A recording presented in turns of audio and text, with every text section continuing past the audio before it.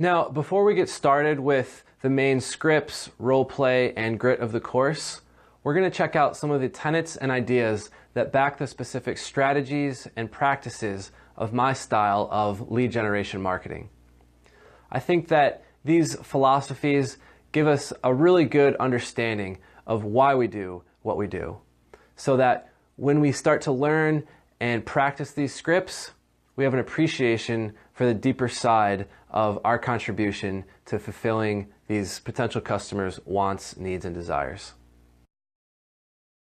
Okay, so before we go on to the next lecture, I think you guys deserve a break. You've been very attentive so far.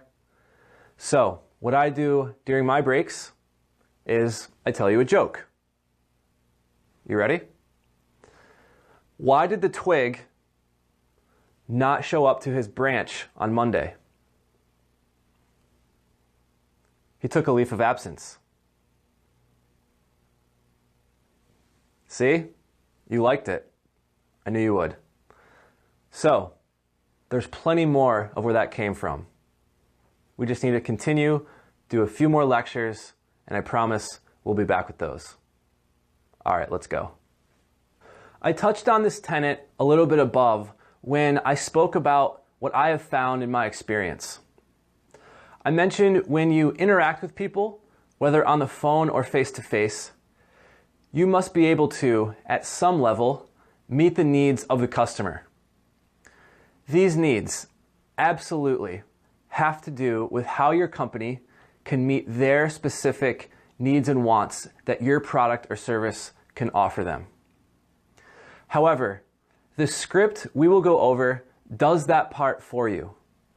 When I talk about this as a tenet, I am speaking to the needs and wants of an individual's personality. I believe this is the next level in sales and lead generation. This essentially means you are attempting to read people through a spectrum of communication signals they are giving, and then responding accordingly.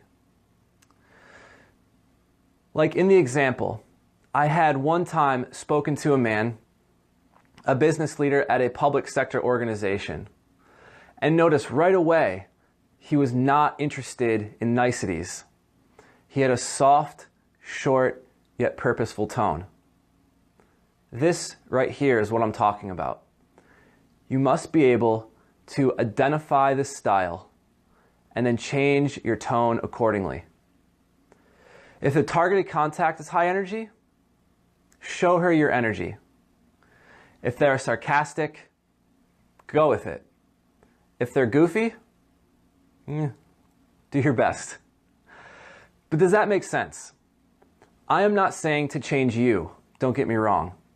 However, what I am saying is give to them within the means of your own abilities. Don't be fake. You don't have to be embarrassed. High energy for a shy person is not going to be high energy for a Tony Robbins. Some of you may have heard about the Myers-Briggs personality test. Within this test, each person has a natural personality makeup rated by 4 letters delineating different parts of a personality. Mine, for example, is an ENFP. Other psychologists have gone a step further and added what is understood as versatility. Versatility essentially acts like a rubber band.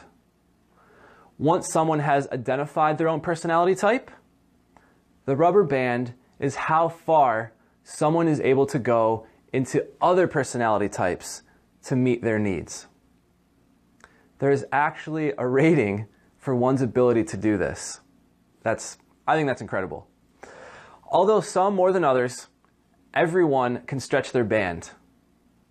And I believe people will appreciate that and they'll recognize it. After all, you are not the only one reading personalities. Potential customers walking by can also be reading people at the same time. If your demeanor is high energy, and so are they may see an opportunity to use that part of their own personality.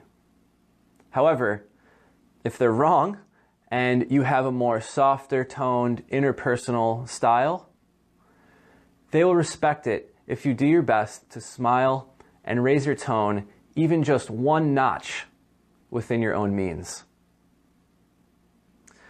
Even if they don't come off their high horse at that moment, they will see your effort and appreciate it nonetheless. Also, your ability to match someone else's tone or emotion has significant effects on their connectivity, trust, and ultimately respect. Matching someone else's emotion has been studied and discussed in recent years by quite a few well-known and respected neurologists and psychologists. They have found that when two human beings have matched each other's emotions, their heart rate actually will drop and their breathing pattern aligns. There's a psychologist currently named Daniel Goleman, and he calls this interaction emotional attunement. And this is one of the fundamental applications of emotional intelligence in action. So, emotional intelligence then is a human's ability to understand and be aware of one's emotions and then others. If you understand your own personality, then understand others, you then have a lot of valuable information on how to communicate very, very effectively. So, these recent and brilliant discoveries have enlightened us and furthered our abilities to interact, understand, and impact others more positively. So, using this information, we can then begin to take a step back and see how we actually do have an effect on people every time we engage in a conversation. Every conversation can start with emotional attunement, matching the type of emotion that they're giving off, backed by the science of emotional intelligence, enabling us to match the emotions in conversations of others. At this fundamental level, we begin to connect with people. From here, we can then move forward to understand how we meet the needs of their personality.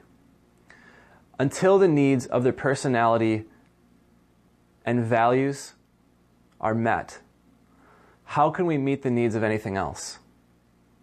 Kitchen needs, bathroom needs, software needs, what do those matter if we haven't yet met the intangibles?